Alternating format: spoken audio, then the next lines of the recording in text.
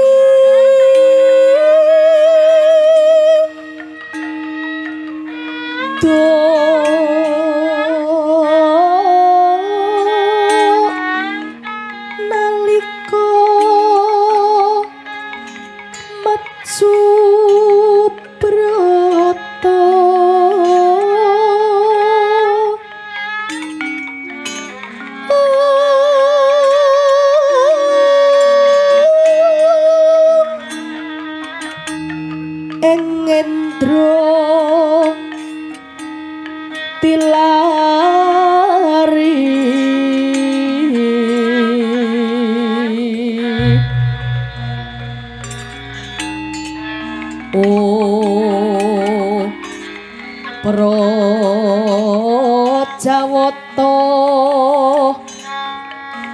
mangayu bagya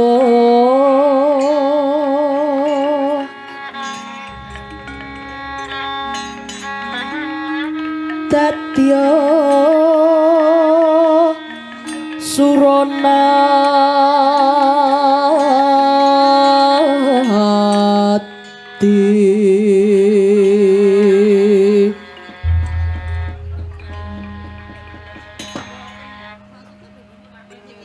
Ipuno kawan anane aku linggar saka kesatrian Madukara mapan ana ing telenging wana karana anggone sita sasmitaning Jawata ingkang dumeling para Pandhawa bisa pinardawa kamulyaning negara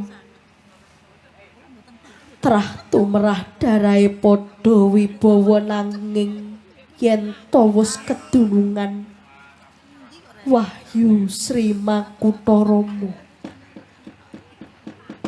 ingkang cumandha ana ing imbanging Gunung Kutarunggu rehning kurang saondha adohe saka kene ayo bakal digelak lakune daya-daya enggal tumeka sukune Gunung Kutarunggu kowe lan anak-anakmu kabeh aja ana kang keri oh inggih Ndara menawi tetelo mekaten monggo kula dherekaken Tole Gareng Petruk kulawan Bagong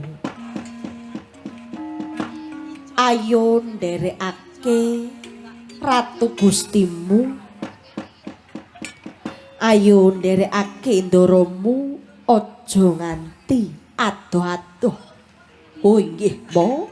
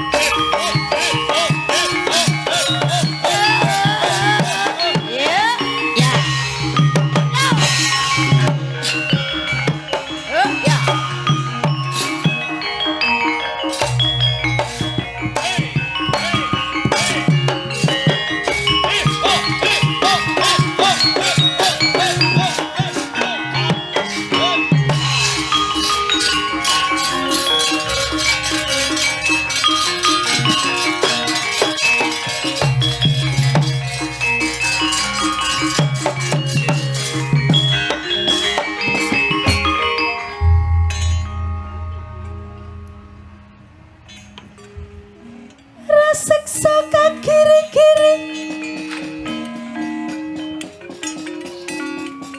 Kenya Praboto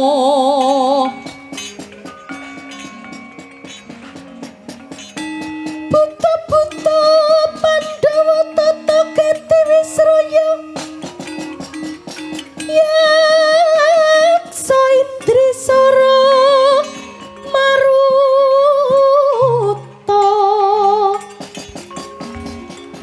Bono Margana Samirana lan warayang wisian magulingan limo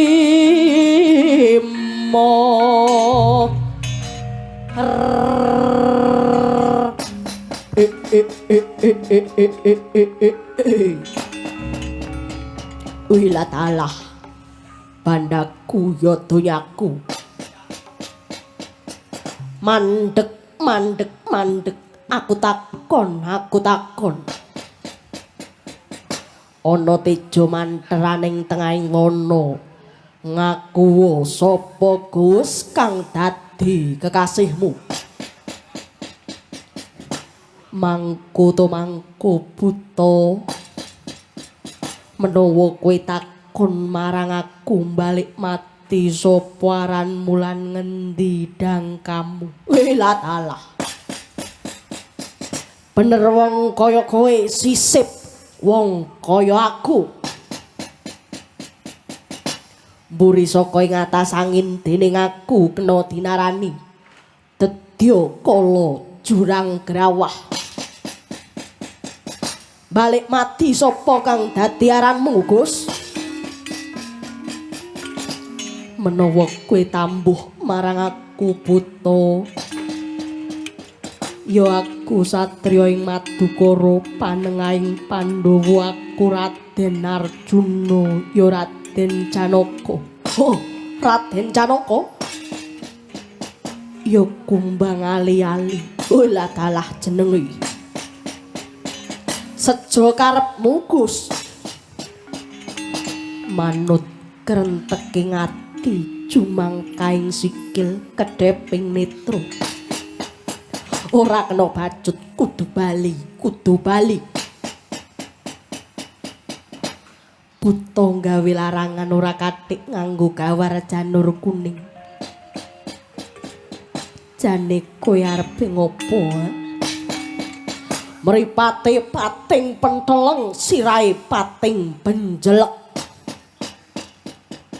Sirahe pating penteleng, sirahe pating benjelek. Tak sampar tak sandung rek maning gubet aning ngampi aku tak tigas curiga mangsa sambato. Oh, wani karo bocah buta. Bangsaning perdua nyeluman gulayar jane kowe arep ngopo? Ya mung kowe kang bisa munggahake pangkat kamukswanku. Lan nyampurnakake dumadiku.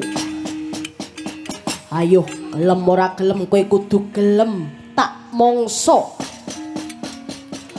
Kowe kudu dadi seranane bisane aku mulih. Tumuli mulih mulanira. Aja gegabah marang asmaning Arjuna. Embuh ora idep, ora sotal apa dene ora suci aku nyampurnakake wujud kang kaya kowe. Wela dalah. Yen ngono genti kowe kosok baline kang tak mangsa.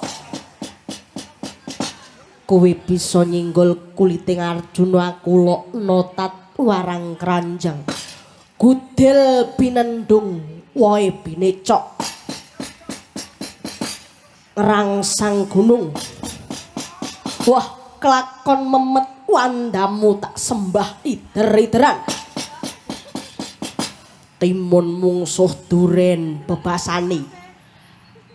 Kowe timune aku durene. Leno pangindamu candak bangkeamu sabetake srampat lebur dening aku.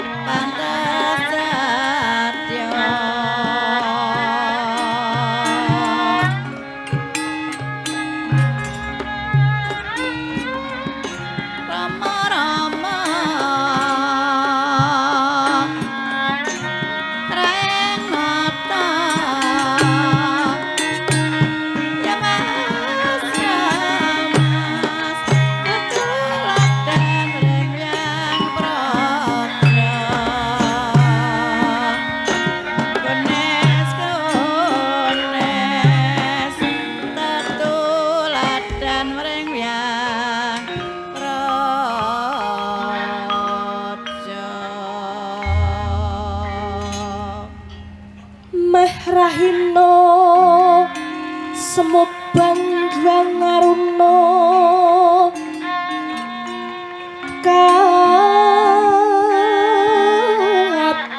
netraning uga rapuh sabdaning kukila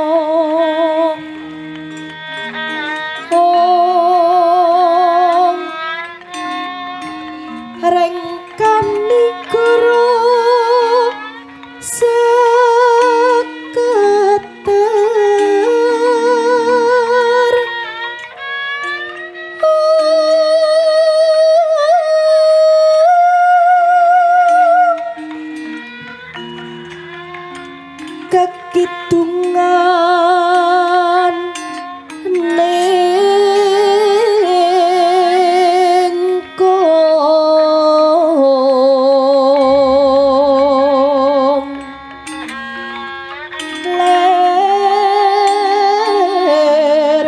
sing pinipanca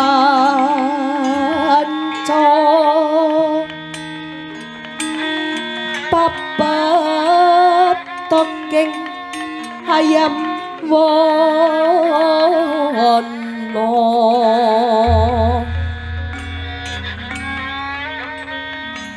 lintang toya kusuma panjra sumawur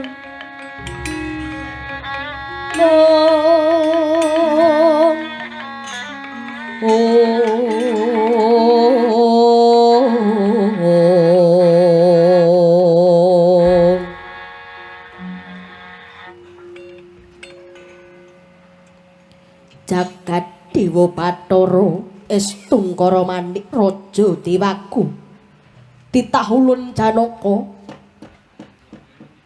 ngaturake gunging panuwun ingkang tanpa umpama ya kene ingsun angupadi jeneng sira Janaka ingkang bisa mbalekake asal mulaning sun nuwun kasinggihan pikulun kula ngaturaken sembah bekti kula kunjuk sandhaping pepada mawantu-wantu mula Janaka jeneng ingsun tumurun ing ngarcapada amung babak nglayoni Jawata bakal nurunake wahyu kang kena dinarani wahyu Sri Makutarama ingkang dumunung ana ing Hardi Kutarunggu mula aja kesuwen manut pamawas ulun kang bisa mbingkas karya ora ana liya ya mung kowe Janaka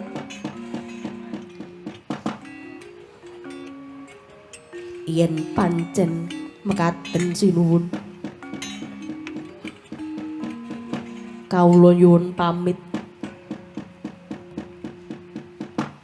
iya Janaka tak balang puja pangestu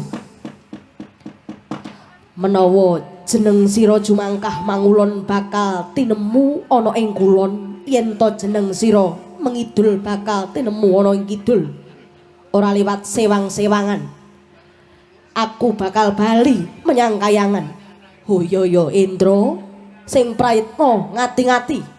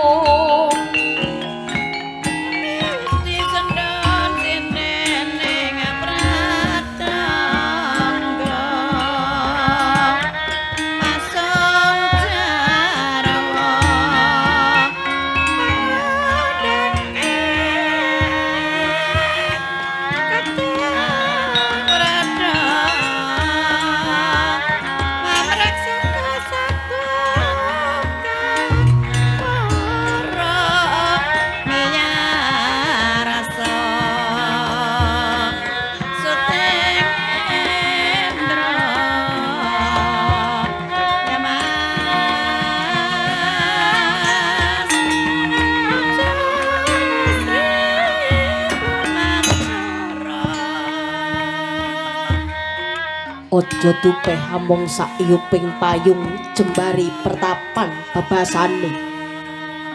Nanging kekuwungi harelahi rebut praga lan siraping Sang Hyang Raditya. Lah punika winastan pertapaning kutha Runggu. Mapan sayekti hanapak tilas papane swargi Prabu Rama Wijaya duke nguni. Nalika mejang dhateng ingkang rayi Prabu Barata ya ing kono papaning sinten to peparape Sang Maha Pinandita lah punika ingkang peparap Begawan Kesawa Sidi kaluka ing rat Pandita tiban saking langit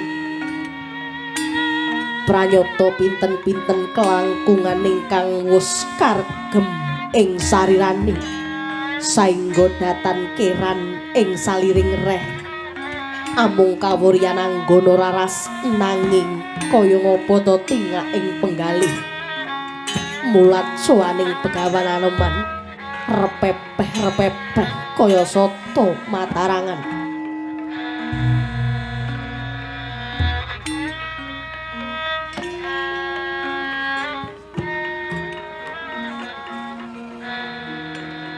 Kaya kang wus kaaturake apa bener sira pamadyaning Pandhawa Raden Janaka mapan kaluhuran leres Janaka anggonmu tumeka ana ing gunung Kutha Runggu kene iki mau apa ora ana sambikala kang adang dedalan pinten-pinten sakwarnining panggodha boten saged tumama dhateng kawula karana kekendih dening kekencenganing tekad anggen kula kumedhah wani ngabiyantara Kanjeng Penembahan. Yo Janaka yen pancen sira pengin mangerteni apa werdining wahyu Sri Makutha Rama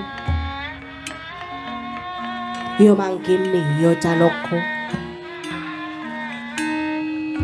wahyu iku kanugrahan kang tuwuh saka temening pangudi yaiku kang sinebut wahyu Sri kuwi gelare Kanalindran Makutha kuwi ageming ratu Rama iku jejuluk ing Nalendra ing Pancawati yaiku Prabu Rama Wijaya swargi Prabu Rama Wijaya ing nalika semana widagda mangreh saisining jagat ora ngemungake para manungsa senajan satawana wiwit saka kang ngadeg lumangkah gemremet kabeh wis bisa suyut sumudut sumungkem lahir terusing batin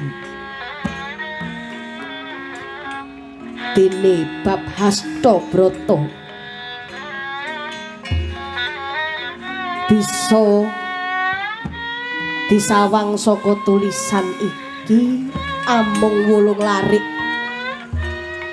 diitung saka ing dhuwur unine Surya Candra Kartika Himanda bumi geni banyu kelawan angin 8 larik tulisan mau kena disebut Hastabrata. Siji Surya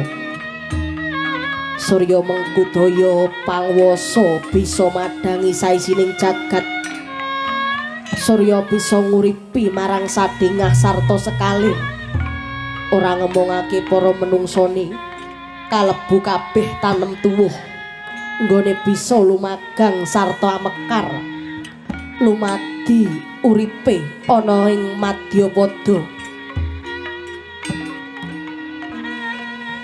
Surya ora ngemungake gawe pepadhang atining para kawula dasih nanging kudu ana dasar-dasar wani nguripi tetulung marang kecingkrangan bebantu marang kang kerepotan ngayomi marang kang karibetan nuduhake dalan-dalan kan anjok marang kautaman.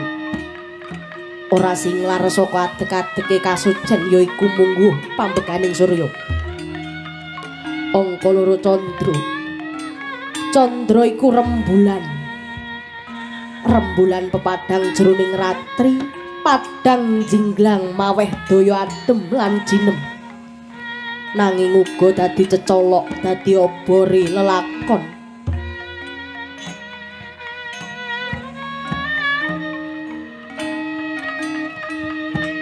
Kaping telu ambekaning Kartika. Kartika tegese lintang, dadi kembange antariksa. Mangkono mungguh satriya apa dene Nalendra, tingkah laku muna-muni tandang tanduk. Solah bawa sarawung kudu tetep dadi kekembanganing para manungsa. Dene mungguh dayane kembang mau bisa pinundi, bisa rinunce, bisa kinarya cecunduk, nanging uga bisa kinarya pepasren. Himando tegese mendung. Mendung iku duwe watak adil, yen wis wancine tumibaning mendung dadi udan.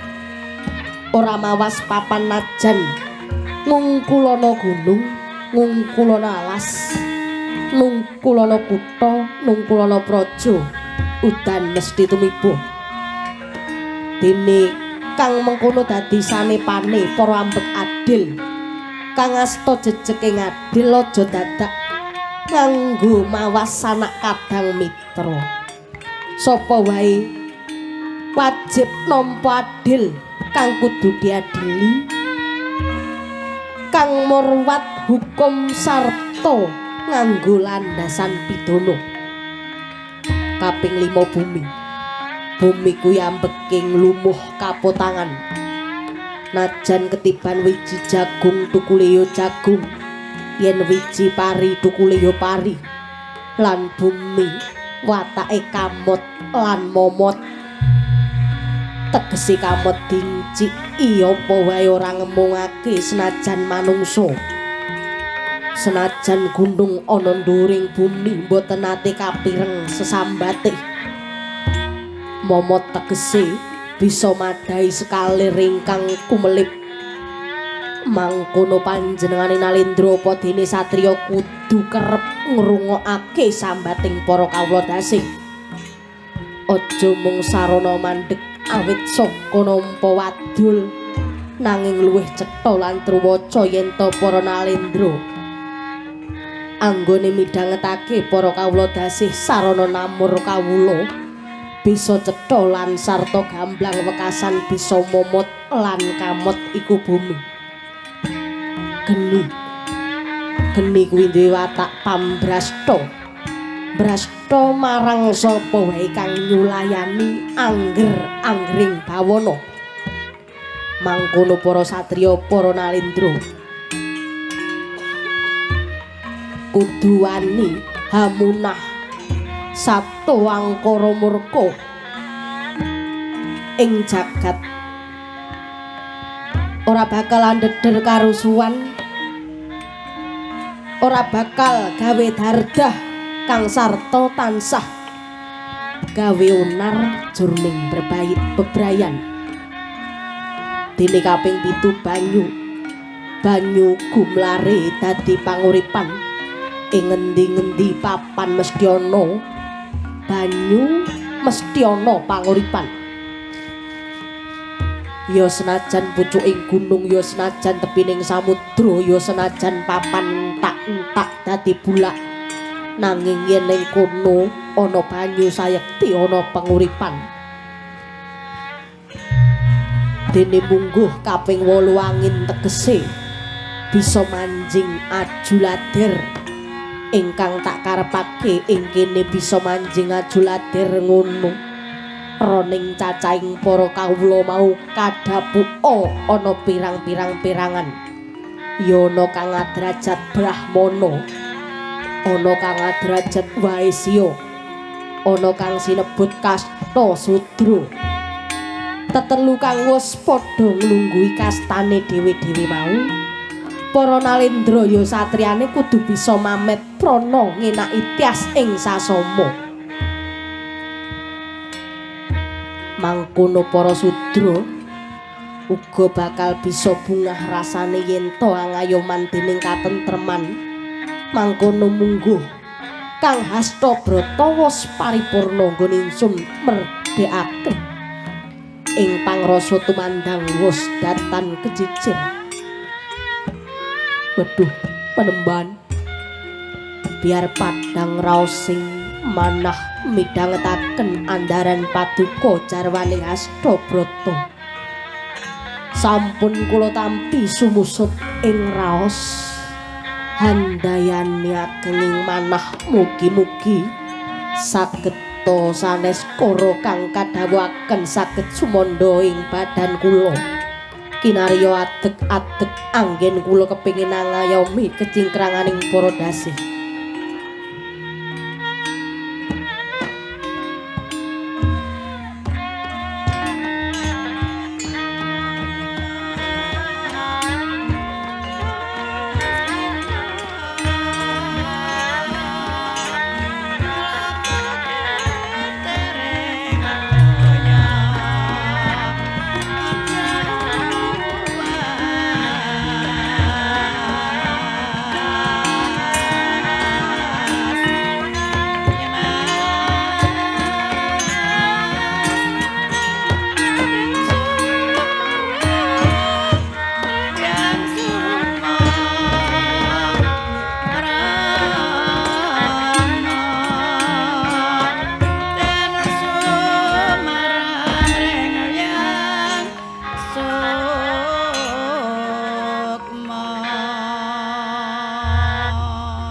Syukur mangayu bagya Arjuna.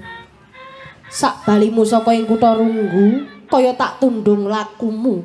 Enggal-enggal tumuli baliya marang Kadang Pandhawa.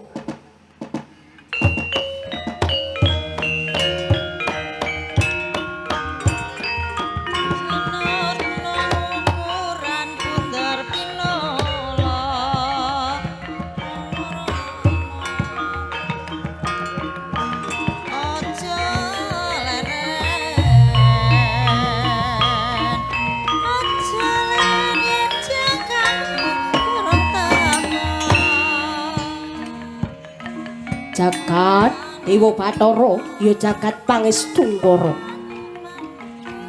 Hela jebul wong dititipi kuwi ora wenang nganggo, mung wenang gawakake. Kaya tinibab Hastabrata nggonku nampani. Nalika aku swita Begawan Padmanaba ana ing Ndarawati. Pirang-pirang wangson, pirang-pirang pamejang wis bisa kadada jroning mardaya, nanging angel yen to bakal tak ucapake. Barang ketemu marang kang mesti duwe, ucapku ndremili ora kena pinambengan. Wah, pancen Arjuna sing duwe. Arjuna, ing endi lakune si Adi pun Kakang Njajampangi? Jelek dadi nata Ndarawati Sri Bathara Kresna.